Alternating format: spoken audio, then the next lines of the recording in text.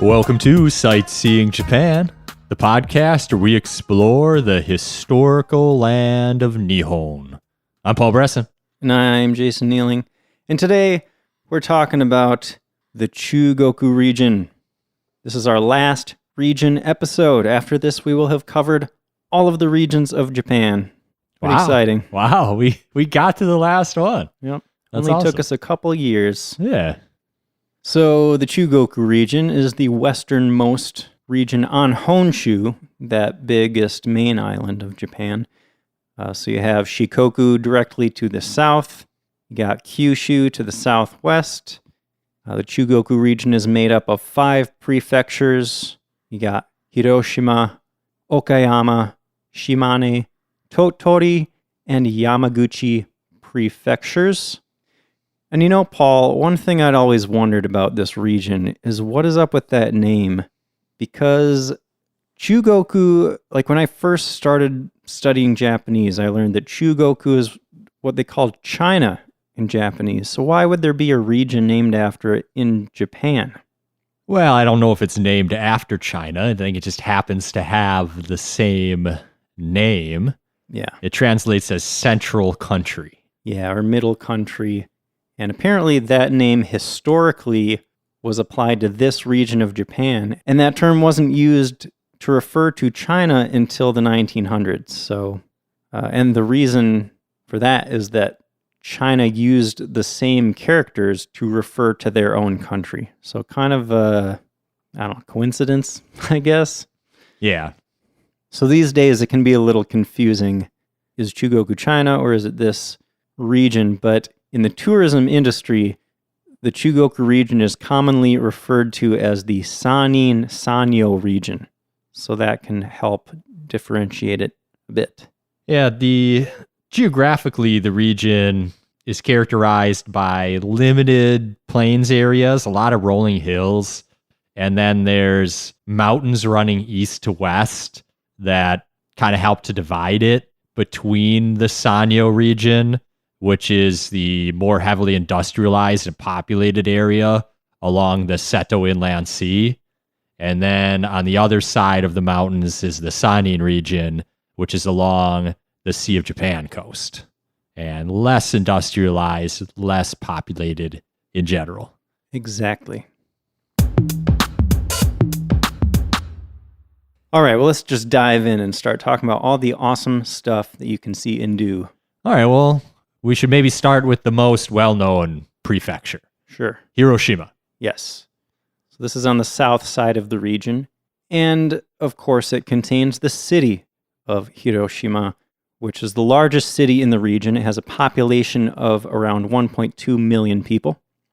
It's also probably the most well-known city for Americans, at least, because the United States dropped an atomic bomb on this city on August 6, 1945, killing tens of thousands of civilians, which is probably one of the most horrific things that one group of humans has ever done to another group of humans. Certainly in like a single act. Yeah. Like by dropping one bomb from one plane at one moment. Yeah, I mean, it destroyed almost everything within a 2-kilometer radius of the city center, which is like unbelievable. Yeah, I saw the highest estimate of deaths at 140,000. Like one bomb, 140,000 people dead. That's insane. Many people died later on too from radiation poisoning or from rare cancers caused from... That number includes those people. Yes. Yeah. So if you're visiting Hiroshima, I highly recommend that you visit the Hiroshima Peace Memorial Park and the museum they have there, just to kind of try to get a sense of what happened there. You know, it's one thing to read about it in a textbook, but it's a totally different thing to like see these artifacts and pictures and hear accounts from people that were there. Yeah. I mean, great efforts were taken to rebuild the city, but where the Peace Park was where the bomb was dropped. That used to be the industrial center of the city, and that's why that specific part of land was left as a park, and there's powerful monuments and museums there that you can explore. There's actually this one building they call the Atomic Bomb Dome, which was directly beneath the bomb when it detonated. And it's like the only building in the area that was still standing because all the force from the bomb was going straight down on top of it, so it didn't just topple over. Yeah. So they basically left this building as it was on that day. Yeah, still standing. Yeah, and it's powerful stuff to, go there and look at it and imagine what the city looks like on that day. It's crazy. Paul, have you been to Hiroshima? No, I haven't. I've been there a couple times, and I visited this area on my first time, and it was, it's a somber experience, It's, I don't know, it's a lot of things, but I think it's an important thing for people to see. Yeah, I'm always moved when I go to some kind of war monument, thinking about all those people that died for war, like for what, right? For war. And on the magnitude of what happened in Hiroshima, it's even hard to comprehend. Yeah. And the museum there is really crazy too. They have a lot of artifacts and it's a lot of stories, I think, of yes. the people that were affected. And yeah, they have this one room that you can go into and they just play audio recordings. I remember seeing people in that room just sitting there listening and crying. It was so powerful. Oh, I bet. How could you not, Yeah. So there are other things to see. Yeah, more Hiroshima. happy things. Hiroshima is the headquarters of the Mazda car producer. I'm a fan of Mazda. Yeah. You've had a Mazda or two. Mm-hmm. They do tours of their factory and headquarters that you have to schedule beforehand because they don't do too many. But that's a possibility if you're into cars or into Mazdas. Cool. One thing that I would really recommend in Hiroshima is their famous landscape garden, Shukkeien. The name translates to Shrunken Scenery Garden, which will make sense to you if you listen to episode 13, where we talked about Japanese gardens and how they often aim to present miniaturized versions of, huge landscapes like valleys, mountains, and forests. And, I've been to many, many gardens in Japan, but this was one of my favorites. It is so cool. And I have a ton of pictures from there that I will be posting on Instagram. There's a little tea house there. You can get some matcha. They have a bamboo grove. There's just so much to see. It's a really big garden, and it's super, super pretty. Yeah, it sounds really nice. As you're wandering along the path, you kind of move into these different miniature scenery areas. Oh, here's the mountain. Now it looks like forest or whatever. That's so cool. I like that. There's also a tree. I believe it's a ginkgo tree there that survived the bomb. So that's kind of interesting to see. Yeah, that's cool. Not far from the garden is another attraction that I definitely recommend. Hiroshima Castle. One of my favorite castles in Japan. It's so pretty. There's this moat that goes around it, and it's all lit up at night. I have some more pictures of that I will also post on Instagram. Kind of has a lot of natural wood on it. It gives it just a cool kind of sort of rustic look a little bit. Okay. There's a museum inside if you're interested in castle construction and history and stuff. That's definitely worth checking out. Hiroshima's got a nice little bustling downtown area. The main feature is probably Hondori Street, which is a pedestrian walkway that's lined with shops and restaurants. All right. Did you go to Okonomiyaki Village? Heck yes, I did. Okay. That was my first stop in Hiroshima, actually. You were just hungry right away. Yeah. Got off the train. I went straight there. So that's near the main shopping path is this, just a whole bunch of Okonomiyaki restaurants all right next to each other, right? It's like a tower filled with Okonomiyaki restaurants. And Hiroshima has its own style of Okonomiyaki. There's Kansai style, Osaka style Okonomiyaki that's kind of like a flat pancake sort of thing. And then Hiroshima style Okonomiyaki has more noodles and they're kind of it's piled high. I think I prefer the Hiroshima style just because there's more going on. Okay. I don't know. Okay. Perhaps the second most popular tourist attraction in the prefecture is Miyajima. Yeah. Miyajima is a small island, less than an hour outside of Hiroshima. Yeah, it doesn't take long to get there. And it's famous for its giant torii gate, which at high tide seems like it's floating in the water. Yeah. Like you very well might have seen a picture of this. It's incredibly famous. Definitely. One of the top photo spots in Japan, I would say. Yeah, absolutely. If you don't know what a torii gate looks like, look at our logo. That's a torii gate. So this quote-unquote floating torii gate is currently being renovated, unfortunately. It's covered in scaffolding. It was when I was last there in 2019, so can't really see it. They still haven't even come up with a date for when it's going to be finished. So if you want to visit, check on that. See if you'll actually get to see it. But even if you can't see it, Miyajima is still worth visiting. There's a lot of cool stuff there. The gate is actually a part of Itsukushima Shrine, which is really pretty and interesting to visit. When I was there, I saw a Shinto ceremony, actually, that was really interesting to observe. I have a video of that I'll post on Instagram. Cool. The rest of the island is really cool. I mean, there's so much to do there. You could spend an entire day. There's a mountain that you can climb. There are a ton of amazing temples, pagodas, museums. They have friendly deer like they do in Nara. That's always fun. Yeah, I saw that. Lots of natural scenery. I was there in the fall, and the fall colors were mind-blowing, man. I'd never seen anywhere else with such amazing fall colors. They have this park, Momijidani Park. Momiji is the Japanese maple tree, and they turn just the brightest red in fall. It's insane. Like, this place was completely packed with people just aiming their phones and cameras straight up at the trees. I've heard a lot of people kind of like show up, take pictures of the gate, and then leave, but that's a mistake. You can stay overnight at some of the ryokan, the traditional inns, and it's very like peaceful and beautiful in the evening. And there's so much else to see on the island too. Yeah, a lot of great restaurants, tons of like tourist shops if you want to get souvenirs, that kind of stuff. It is a very touristy place, but there's a reason for that. There's a lot of cool stuff there. Although, it's funny, I remember on that last trip, I was at this restaurant in Hiroshima, and I met this guy that was like a professor, and he told me he'd lived his entire life in Hiroshima, and he'd never been to Miyajima.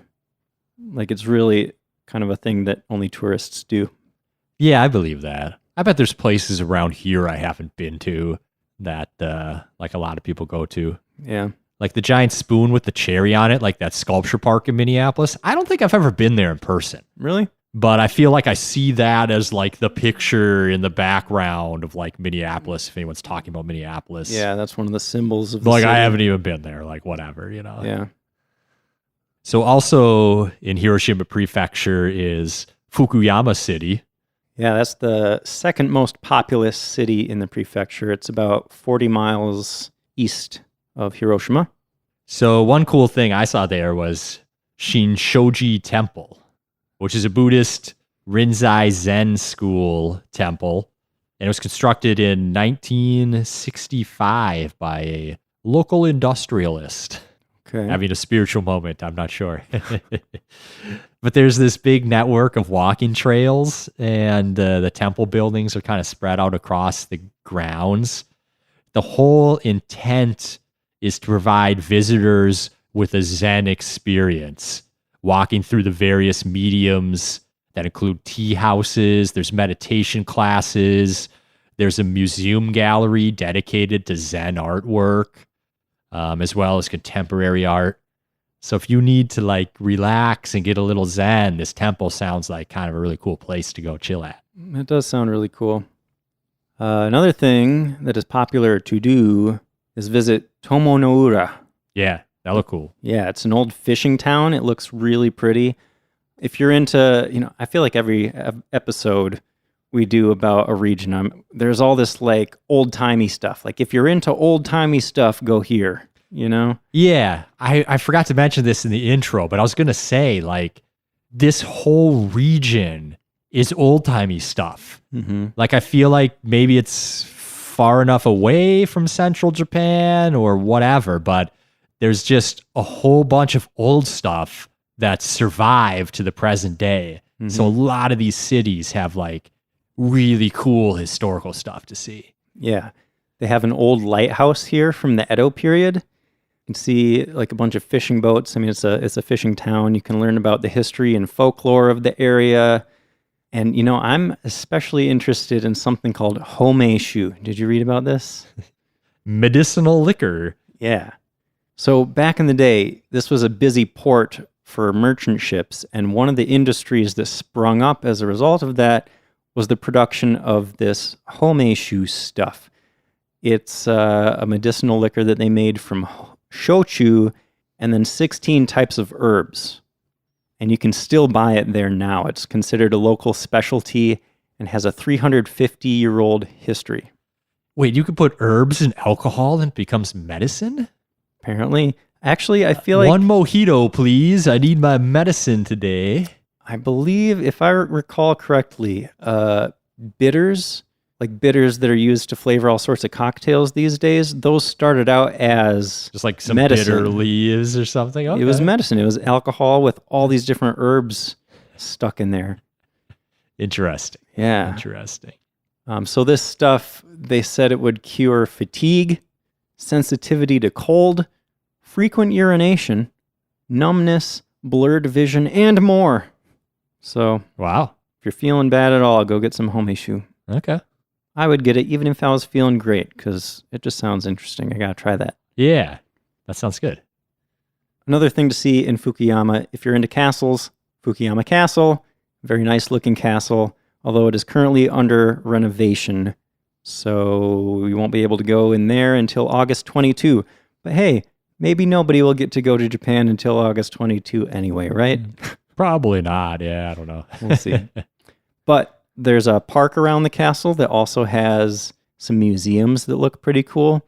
There's a prefectural museum of history, a museum of art, and a museum of literature. Cool. Yep. So just west of Fukuyama is a place called Onomichi. This is another port city that has some cool stuff going on. One of the main attractions of Onomichi is the Shimanami Kaido.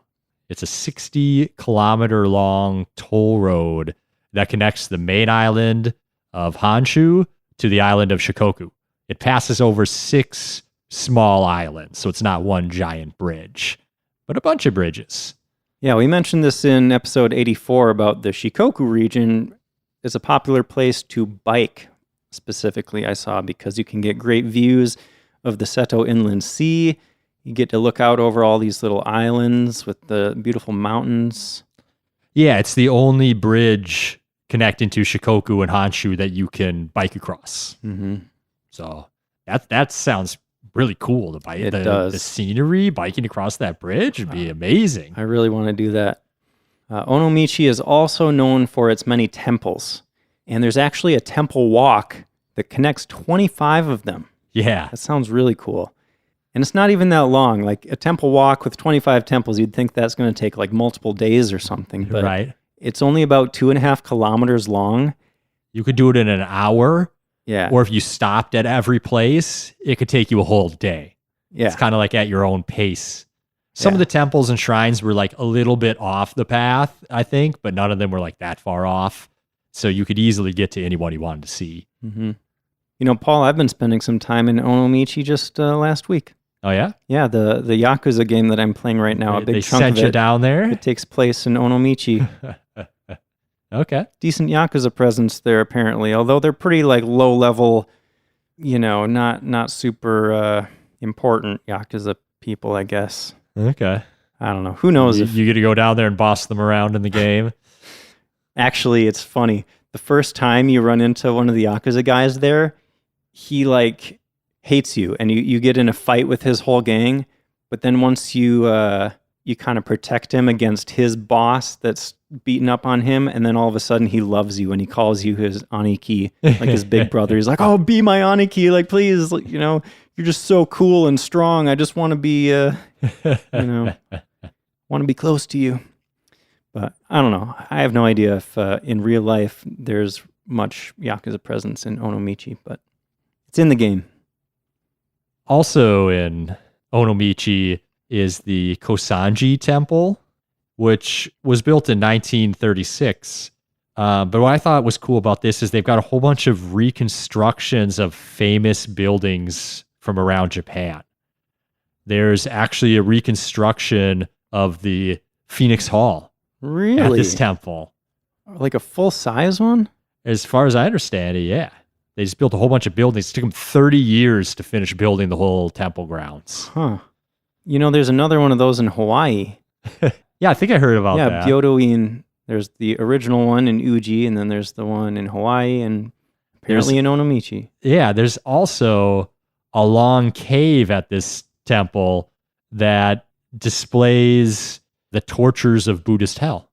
Awesome. So you get to walk through a hell cave. I would definitely do that. Yeah, so that one stood out to me as kind of a more unique place to go see.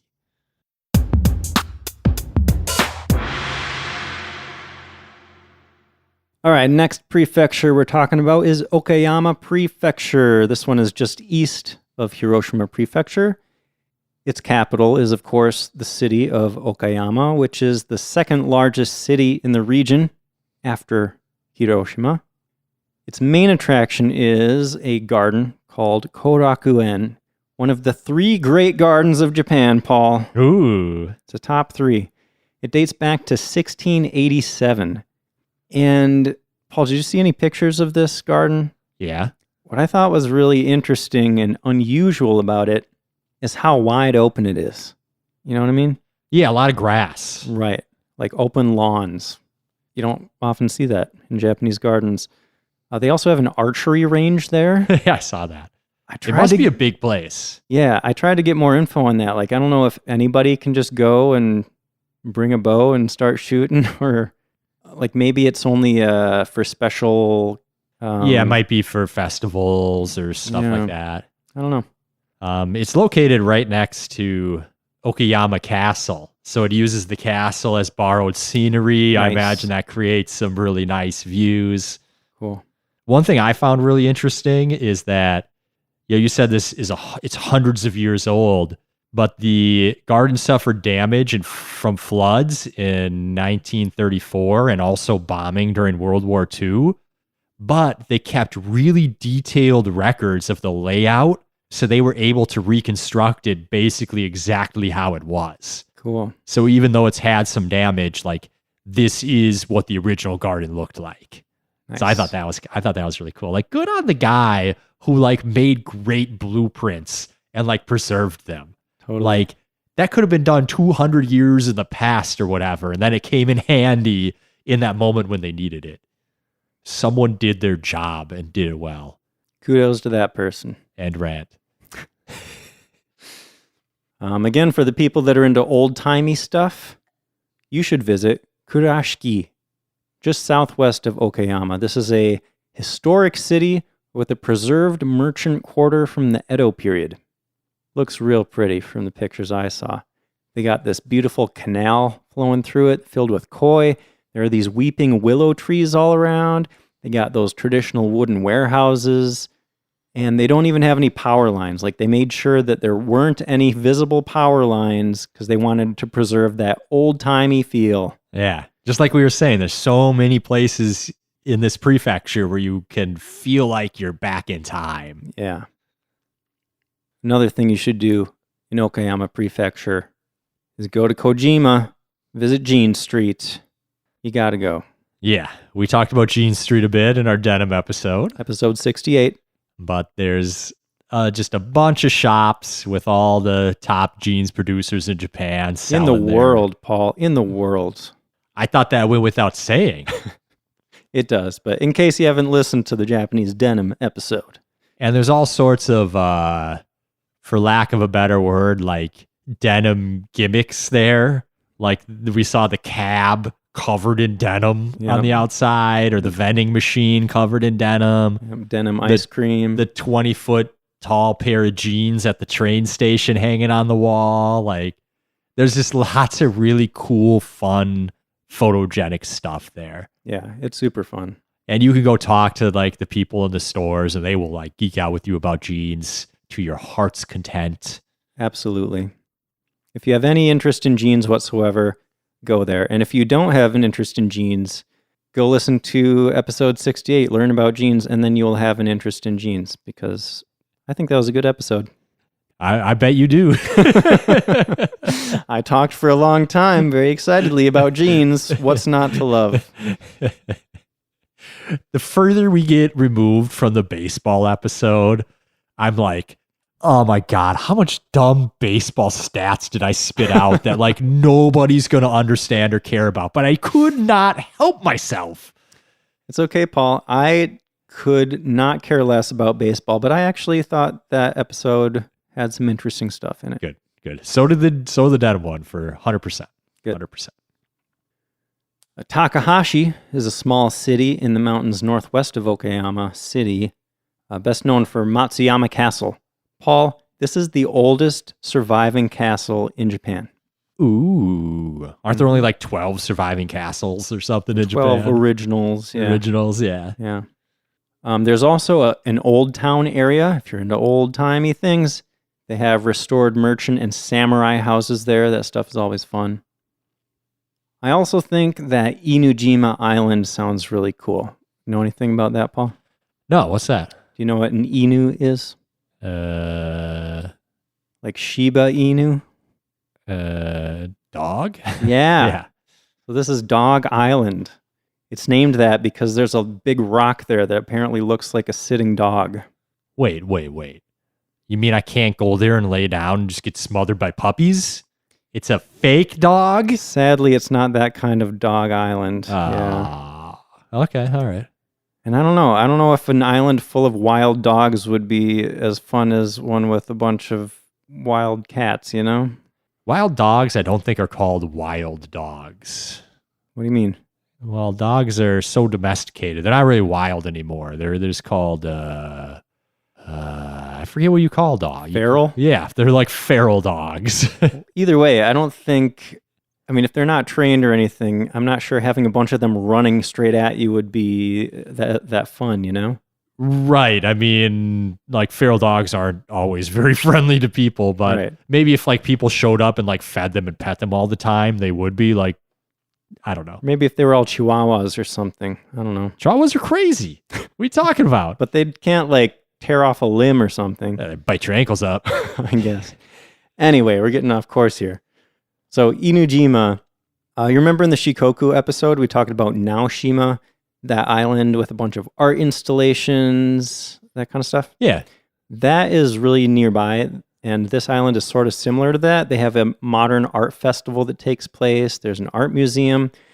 But what I'm most interested in is the ruins. Oh, yeah? You know, I love ruins. Yeah.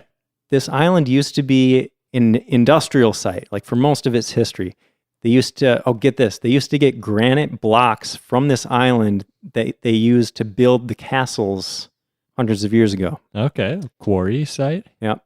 In the 1900s, there was a copper refinery here, but these days it's all ruins. And actually, that art museum is inside the ruins of the refinery. That's cool. Yeah. So the rest of the island, there's just like this little rural village. Only about 100 people live there. But scattered across this village are these modern art installations.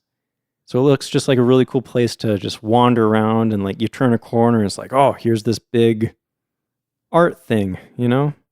I don't know, it just seems like a fun place to explore. Yeah, definitely.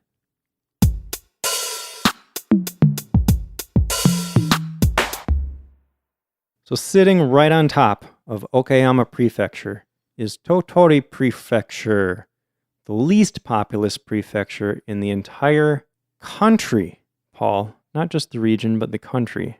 Yep. Population of only about 570,000 as of 2016. So this is on that northern, more rural Sea of Japan side that we mentioned. Yeah. Tottori is pretty much famous for its sand dunes. That's probably about it. But it's got these massive sand dunes up to 50 meters high. It looks Biggest so in all cool. of Japan. Yeah. They cover over 30 square kilometers along the coast, like on the north edge of the city. It looks totally insane, man. Like I saw pictures that look like they're from the Middle East or something, you know? It's just like these massive sand dunes. All you see is the sky above them. And then there's like tourists on camels going by. Yeah, you can They have rent a camel. Yeah, I actually watched a video about these sand dunes like a month ago, not even realizing it was in this prefecture until I started doing my research. And they're huge. Yeah. Like one of the guys in the video like ran down it just to be like, ha ha ha. And it took him like 30 minutes to like climb back up. He was like Oh, dying. man. Like, And sand is hard to walk in. you yeah, know? and it's so steep. Yeah. What I thought was really cool though is you could do sandboarding there. I know. I've always wanted to try sandboarding. That sounds so fun. So it's basically snowboarding, but on sand. Mhm. And it apparently works. So I would be super down for that. I'm not going to ride a camel, but other people seem to enjoy that. They have paragliding too. That'd be great. That's Yeah. so fun. I've done that. That's fun. Where was that in Puerto Mexico. Rico? Oh, okay. When I was a youngster. That'd be cool. There's a sand museum nearby too. They just have a giant pile of sand and you get to look at it. Yeah, you get to pick up each granule and you try to classify which type of sand it is. Mm. That's a joke. We made all that up. There's sand sculptures. Yeah, they have artists from around the world that make these sand sculptures. And did you see pictures of them? Yeah. Insanely detailed. Yeah, they're great. I would definitely stop by this place. Yeah. And if you want to get a good view of the dunes, there's a chairlift that will bring you up to an observation deck at the Sakyu Center. I refuse. I'm going to struggle my way by foot up those dunes so I can say I conquered them. Yeah, you should. And then I'm going to snowboard down. And then I'm probably wiped out for the whole day. Seriously, like sandboarding is near the top of my list of things to do in Japan now. Really? Okay. Just I because guess- it's such a novel experience. I guess we're going to Tottori, right? Yeah. And I like that, small town, kind of old-timey stuff. They got a lot of that around there. Yeah. Speaking of small, peaceful towns, just west of Tottori City and a bit inland, you will find Misasa, which is an onsen town. And onsen are, of course, those hot springs. Did a whole episode about them. Forgot to write down the episode number. But, you're going to find a bunch of hotels and traditional inns where you can bathe in their private hot spring baths. But, Paul, if you're brave, Mm-hmm. did you hear about their free public outdoor mixed sex bath? No, I didn't. It's within view of Misasa Bridge. It's just like out there in the open. So tourists can walk by on the bridge and take pictures of you all naked in the onsen. Doesn't that Okay. sound great? Yeah, so it's like 50 dudes. Like, Maybe. I'd do it. I have no shame about nudity of myself. Would you rather be one of the naked people in the bath or one of the tourists on the bridge taking pictures of the people in the bath? In the bath. You're not that creepy? Yeah, taking pictures of somebody in a bath naked, that crosses my line. Yeah. Like, that's like creeper level 90. I try not to go above like 70. So no, it's a big no for me. Okay. But if people want to take pictures of me naked, yeah, I don't really care. More of an exhibitionist than a voyeur. Yeah, I suppose. All right. Like one feels sinister, the other feels like, yeah, whatever. Yeah. You know, if you want to just look, living if you my want, best if you want to life. look. If you don't want to look, don't look. Whatever, man. I'm joking about the tourists. I can't imagine that anybody's actually like taking pictures and stuff, but it is like kind of just out there in the open. Another interesting attraction in Misasa is Showa Street. So, Paul, you've heard of the Showa period. Yep. That was between 1926 and 1989. And on this street, Showa Street, they have all this stuff where you can get the feel of that kind of era. They have like little shops that feel all old-timey. There's a museum of barbering with old barbershop antiques. Okay. There is a shop with Showa period games. You can actually try the old traditional pachinko games before they got all electronic and stuff. That's cool. Yeah. There's an art gallery. Okay, get this. There's an art gallery of sculptures made from koya tofu. What's that? In episode 47, we did about tofu. We talked about koya tofu, which is freeze-dried tofu. Ah.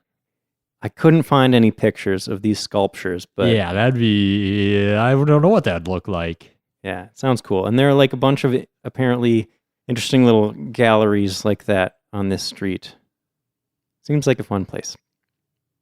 So the onsen in Misasa are said to have the highest naturally occurring levels of radon in the world. So it's supposed to be really good at curing certain ailments for people who bathe in it, or apparently even drink the water. I don't know if I want to drink radon, but you know, whatever.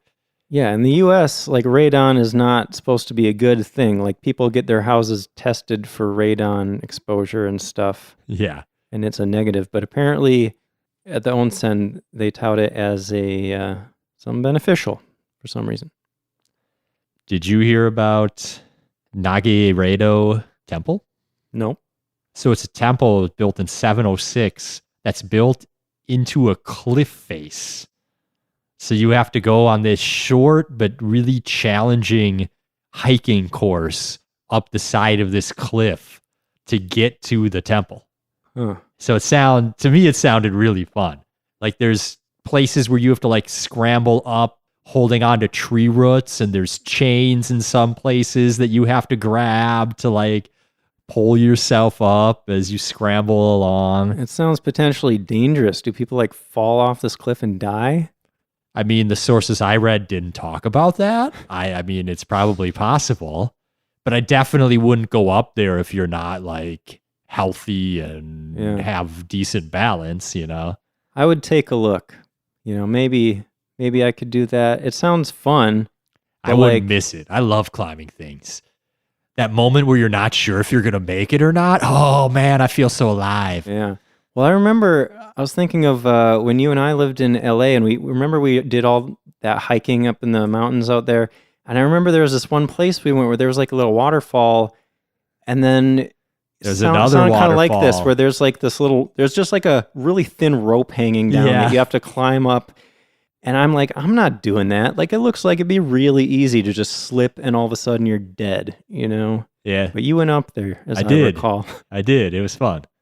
It was sketchy, but fun. Yeah. Yeah. I lived, thankfully.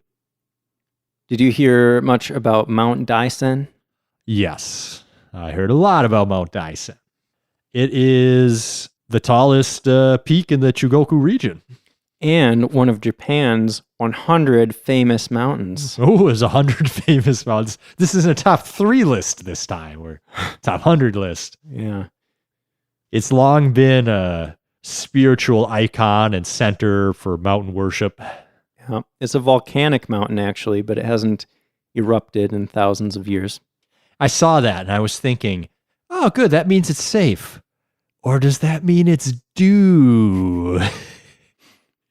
Probably safe. Probably safe, yeah. There's a temple and a shrine on the mountain. And you can climb the mountain. I was actually thinking maybe we climb this mountain as a warm-up for Fuji. Sure. It's pretty steep, but you can make the climb in a few hours, I heard. Yeah, I saw about 4 kilometers long is the trail. It takes about 3 hours. It's mostly up steep stairs. Yeah. So like that's a tough hike. Yeah. The temple near the base of the mountain is Daisenji. That's where the trailhead is. And then the shrine, Ogamiyama Shrine, is further up. And the views are supposed to be amazing. Yeah. I hear it's like forest near the bottom, and then at some point you just like pop out of the forest, and all of a sudden, like, whoa, you can see everything. Nice. That seems cool. West of Tottori Prefecture is Shimane Prefecture. And again, this is on that less populated northern coast. The capital city is Matsue, located in the northeast corner of the prefecture.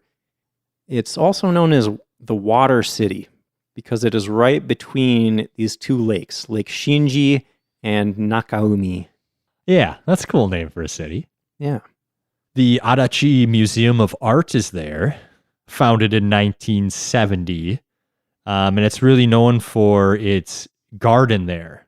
The designer wanted to share his passion for Japanese gardens and his passion for Japanese art. And he thought Japanese art could be enjoyed more if it was like paired with the garden as well. Sure. And he apparently did a really good job because it's a highly regarded Japanese garden. Cool.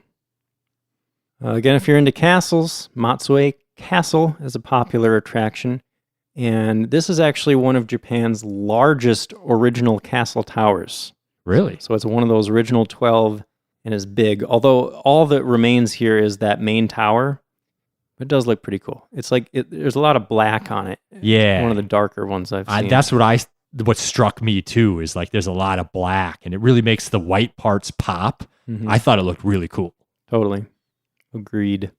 So one more unique thing about this castle is there's a moat around it and you can actually get in a boat and they row you around the moat and talk about the history in Japanese only, unfortunately, but I thought that was kind of cool. Like you get a little riverboat cruise like through the moat.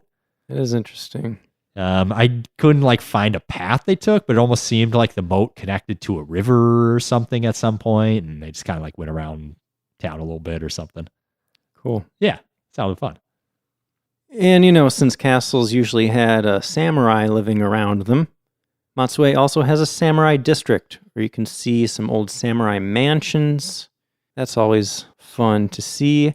And also in that same area, you can actually find the former residence of this guy, Lafcadio Hearn. Does that sound familiar, Paul? Yeah. We talked about him in our Halloween special, episode 88. We read stories from a book of creepy stories that he wrote. I think that was a fun episode. Yeah, he was a prolific writer about Japan. Mm-hmm. In the day. One of the first Western authors to write extensively about Japan. West of Matsue, on the other side of Lake Shinji, is a city called Izumo, most known for Izumo Taisha, the second most important shrine in Japan. Yeah, I didn't really know anything about this shrine, but oh man, it's so cool. It's the tallest shrine building in all of Japan. But apparently it used to be even taller. They used to have it built on these huge, like, stilts. And they've got a museum with a whole bunch of models of what it might have looked like. And it's wild. Like, I wish it still looked like that. But, it's been rebuilt a bunch of times. And the last time they rebuilt it, it's still like the tallest shrine structure in Japan, but it's not as big as it used to be. Cool. I also saw that it is considered one of the oldest shrines in Japan. It dates back to around the early 700s. Yeah, I heard like at least the early 700s and possibly further than that. Yeah. It's a pretty important kami that is enshrined there too. Did you read about that? I did, yeah. Okuninushi no Okami was the creator of the land of Japan. So I feel like it doesn't get much more important than the creator. Yeah, he's right up there at the top of the list of most important deities, I believe, in Japan. Yeah, so this whole area actually plays a big part in Japan's creation myths. And this kami is also now known as a deity of marriage and relationships. So they say that when you visit, like normally when you go to a shrine, you clap your hands twice when you're doing your little prayer. Yep. But here you're supposed to clap 4 times. Twice for yourself and twice for your romantic partner or your desired romantic partner. That's kind of cool. That's a cool little thing. Mm-hmm. The Shimanami Museum of Ancient Izumo is also nearby. You can learn about the history of the shrine and the surrounding region if you're into history. So here's another part of the lore that I didn't know. Every year, from the 10th to the 17th day of the 10th lunar month, which usually falls in November, the 8 million Shinto deities in Japan all gather at Izumo Taisha for a meeting. So every kami in Japan is at this temple for that week. It's a busy place. Yeah. So for this reason, the 10th lunar month is known as Kamiya Rizuki, or month with the deities in Izumo. And then in the rest of Japan, it's known as Kanazuki, month without deities. Wow, that's cool. Yeah, I didn't know that. Like I was blown away by that. Huh. And they have these like long buildings on the temple ground that are said to house the kami when they're there for this ceremony. Nice. Yeah. Very cool. Also, when you're approaching the shrine, there's like 2 rows of trees, so it kind of divides it into 3 lanes. You're not supposed to walk down the center lane in between the trees, because that's reserved for the kami when they come to visit. So visitors have to walk on the outside 2 lanes. I've heard that at shrines in general too. You don't want to be approaching down the center. You get in some kami's way. Yeah.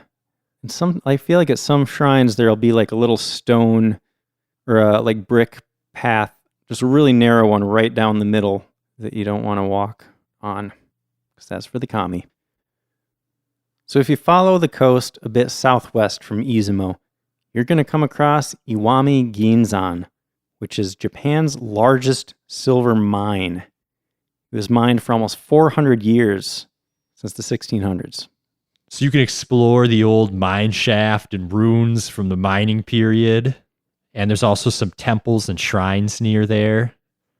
There's also an old town area in the city that includes some museums and historical residences. Yeah, so there are like these 3 main areas. One is the mine itself. And by the way, at its peak, this mine output 38 tons of silver per year. It's a lot. That's about 1/3 of the silver production in the world. That's crazy. Yeah. That old town area, you're talking about Omori Town. This is like the mining town that sprung up around the mine where all the merchants and craftsmen lived. And it's apparently really well preserved. Like it looks all old-timey. And then to the west of that, there's also an onsen town on the coast called Yunotsu with public baths, traditional inns.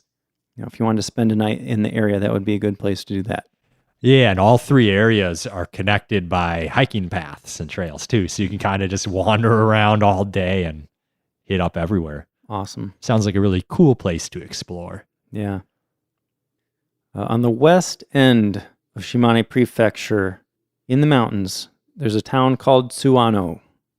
This is another place with old-timey stuff. They got old samurai mansions. They have an old town area as well that looks really pretty. And the town is actually nicknamed Little Kyoto because of this nicely preserved historic area. It's also home to the Taikodani Inari Shrine, one of, Paul, the 5 greatest Inari shrines. That's actually saying something, because there's a heck of a lot of Inari shrines. There really are. And it lives up to its name because it's got a lot of the torii gates. Yeah. Yeah, like at first glance, it might remind you of Fushimi Inari Shrine in Kyoto, because they have that path with all the red torii gates. But the thing about these torii gates is that they are super, super close together. Did you see pictures of this? Yeah. They're like inches away from each other instead of feet away from each other. So it's like you're walking through this tunnel of torii gates. Yeah. Yeah, it looks really cool. Mm-hmm. I think we're down to the last prefecture now, Yamaguchi. So let's start with Yamaguchi City, right? Okay. So Yamaguchi Prefecture is the southwest end of the region, just so you know, just northeast of Kyushu, just across the water from Fukuoka Prefecture. And in Yamaguchi City, there's a lot of history because it was the seat of power in the Sengoku period, 13 to 1500s. Or it was a seat of power. There were a lot of seats of power. Yeah. So all those warlords and stuff. This actually became known as the Kyoto of the West because of the centralized power, I guess. Okay. So you're going to find a lot of temples and shrines like you do in Kyoto. Yeah, one temple of note is Rurikoji. It's known for its 5-storied pagoda, which is a national treasure. It's ranked in Japan's top 3 pagodas. Yep. It was built in 1442, and it's beautiful. Yeah, it was built even before the rest of the temple was. That was like the first thing there was that pagoda. Yeah, there wasn't even a temple yet, but the temple sprang up around it, and now there's other buildings and things there as well. Did you see many pictures of the pagoda? I saw a couple. It's like one of the best pagodas I've seen, personally. It's at least top 3. Like, not even just the pagoda itself, but its surroundings. Like, it looks like it was kind of framed by this Japanese garden, and then you got mountains in the background. Just looks like a really pretty scene.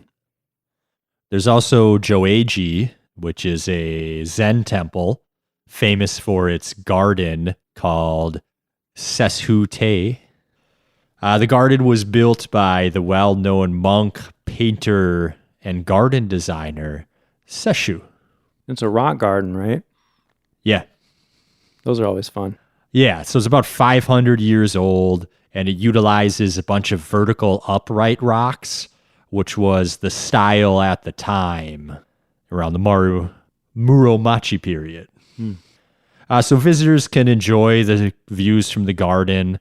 There's a big main temple building and a bunch of tatami rooms that you can walk around in. There's also a couple raked Zen gardens as well in the temple. So there's a lot to see. On the very westernmost tip of Honshu, that big main island, is a city called Shimonoseki. So this is like right across the Kanmon Strait from Kita-Kyushu. And since it's surrounded by water on 3 sides, it is well known for its seafood, especially fugu, which is puffer fish. Is this where you got your fugu? I had fugu in Tokyo, Okay. but here I definitely want to visit this and try all their seafood because they have a local fish market, Karato Market, in the waterfront area. I always love fish markets. It's just so fun to walk around and see all the stuff they have for sale. They also have an aquarium. If you're real into fish, go to the Kaikyokan Aquarium. They have about 500 species of fish, including over 100 different types of pufferfish. I did not know there were that many different types of pufferfish. Apparently there are.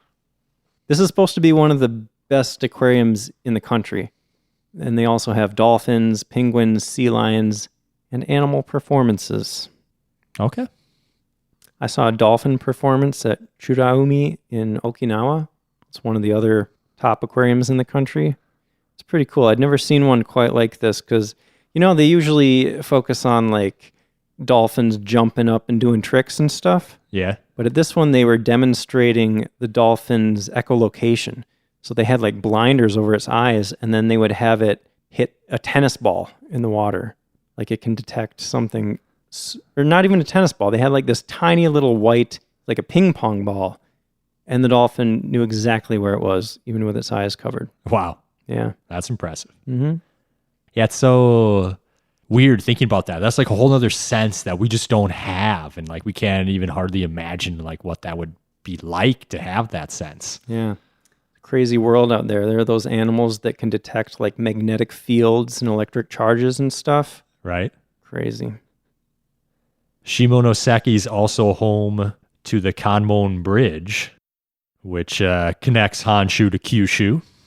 And there's actually a pedestrian tunnel underground that you can walk across. Underground? Yeah. It's an undersea tunnel connecting Honshu and Kyushu. Cool. Yeah, it looks pretty cool. You take an elevator like 60 meters down, and then you can like walk across. Did we talk about that in the Kyushu episode? I'm trying to remember. That was a while ago. I know we talked about the bridges and stuff. I don't remember. I feel like we might have, because there are trains that go down there too, right? I'm not sure. All right. Maybe I made that up. Go listen to the Kyushu episode if you want to know. I'm sure we talked about it. Also, there's some really nice views at Hinoyama Park. It overlooks the strait, so you get to see the bridge and the city and the strait. Some really nice, beautiful views. Cool. There's a little ropeway you can take up there if you don't want to walk. So on the east end of Yamaguchi Prefecture, just southwest a bit of Hiroshima, is a city called Iwakuni. Fairly small city, about 150,000 people there. One main attraction is Kintaikyo Bridge, which looks really cool. It's a wooden arch bridge, so they're like these big stone pillars that stick up out of the water, and then wooden arches connecting each of those pillars, so it's like bouncing along across these pillars. Yeah, this is another place where like I've seen lots of pictures of this bridge. It's really beautiful and really unique too, the way it looks. Yeah, it's especially popular around cherry blossom season. Like a lot of those pictures have, the bridge, and then you see its reflection in the water, and then this whole scene is framed by the sakura, the cherry blossoms. It's really pretty. The bridge was originally built in 1673 because the old bridges they had kept washing away during flooding. So they were finally like, we're just going to build something big and strong.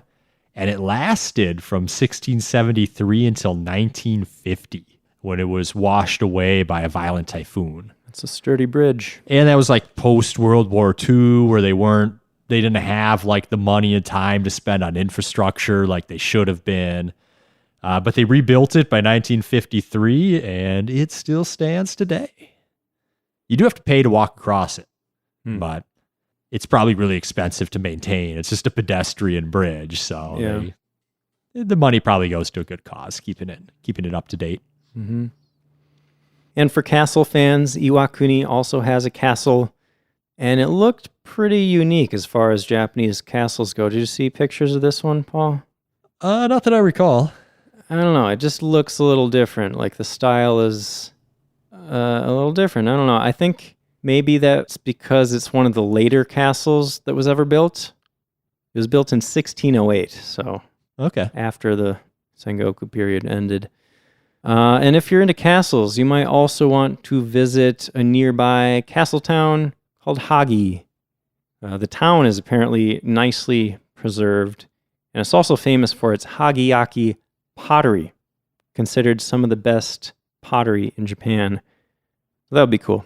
I really, on my next trip, I need to make sure to stop at one of these famous pottery villages and like pick up a cool teacup or something. Yeah, right? That'd be awesome.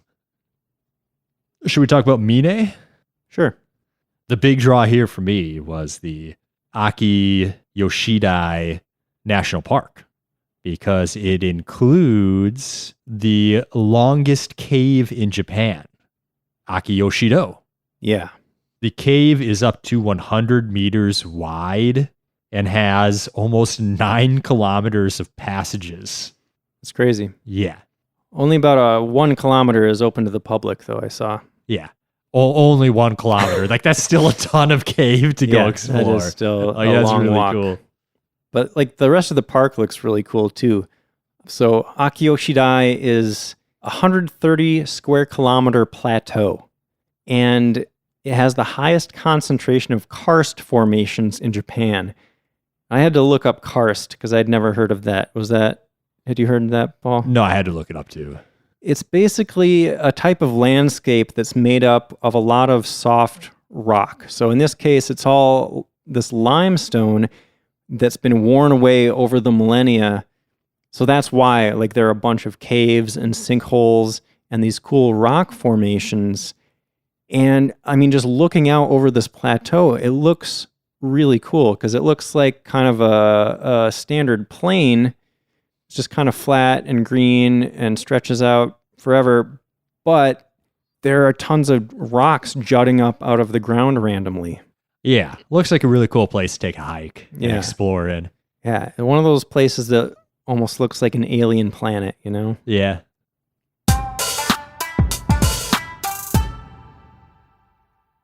So that is some of the main attractions in the Chugoku region that you might want to check out. Mm-hmm. I'm sure there's lots more. Yeah. So if you want to visit this region, how are you going to get around, Paul? Well, the Shinkansen runs along the Seto Inland Sea. So if you're going along that direction to Hiroshima or some of those other cities, you can take the Shinkansen. There's also other major train lines that run through all the other prefectures as well. Yeah, like all the main cities are going to be connected. You're not going to have a problem getting to those by train. But as we have said in other region episodes, if you're going to get into the rural sections, and a lot of, the northern parts of this region are pretty rural, you may want to rent a car. Yep.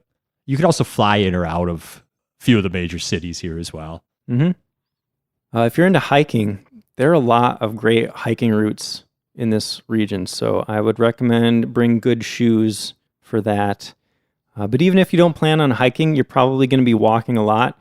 You can get into those main cities on a train, but not all of them have like extensive local train lines to get you around to the local attractions.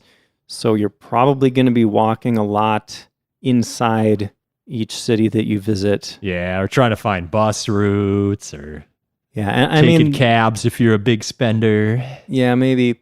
They don't even have super extensive public transportation, I saw, though, in a lot of cities. Yeah. Like, it's just not big enough to justify it. Yeah, right. You need a certain level of people moving every day to make it worthwhile. Mm-hmm. But, the touristy stuff is usually pretty close together, so it's not like they're not walkable cities. Just be prepared for a lot of walking. Yep. Well, that's all I got, Paul. Same here. All right. Well, that's it. We covered the whole country of Japan. This is the last region, and now it's over. All right, so now we start prefecture by prefecture. Were there 47 or something? Something like that. And then once we get through all the prefectures, we'll just start listing off every single city. We'll do an episode on each what are we, city. like 5 cities deep or something? We got a few thousand to go. Yeah. All right. So where can people find us online, Jason? Well, you can find us on Instagram. We are at SJP Podcast. I'll be posting a ton of pictures from Hiroshima and Miyajima. You can also find our website on the interwebs, sightseeingjapanpodcast.com. We have a travel tools page there that can help you get around. You can get a JR Pass there. The JR Pass gives you unlimited access to the Shinkansen, the high-speed bullet train, within a certain period of time, as well as all of the other JR trains around the country. Yeah. And if you use the link on our website, that'll give us a little commission and no cost to you, so that'll be appreciated. We also have a contact page and a donate page on our website if you would like to reach out to us or donate to the podcast, respectively. What are we talking about next time, Paul? On the next episode, we're going to be talking about amusement parks in Japan. That's going to be fun. There are a lot of really cool theme parks. We've mentioned a few of them. Japanese people love theme parks. There's some wild ones. We've talked about a few interesting ones before, but there's many, many more that we haven't even talked about yet. Yeah. I can't wait. I'm excited for that one. Me too, because I feel like I'm going to discover a lot of things I don't know. Yeah, because I'm not a huge theme park guy, so I haven't done a lot of research into it before. I have a few on my list of places to go. I really want to check out the Harry Potter place at Osaka's Universal Studios. Okay. I want to go to Edo Wonderland for sure. Yeah. See, that seems more fun to me. I could go to a Harry Potter thing anywhere, right? Why am I going to waste my time in Japan at Harry Potter? Well, Japan's has some special stuff. Yeah, maybe I'll find out when I start doing this research. Yeah. We'll see. All right. Maybe you'll change my mind. Have you read the Harry Potter books? No. Oh. I've seen most of the movies. I mean, I'm not saying the movies are terrible. They're just feel movies, like, but you need to read the books first and then see the movies. Yeah, everyone tells me the books are good. I feel like I was just maybe a couple years too old when those came out to get into them as much as I could have, Yeah, we probably were, but it was actually just in the last few years that I found them on audiobook and listened while I was working. And it was they're solid stories. It's just fun, Yeah. Anyway, thanks for listening. We'll see you next time.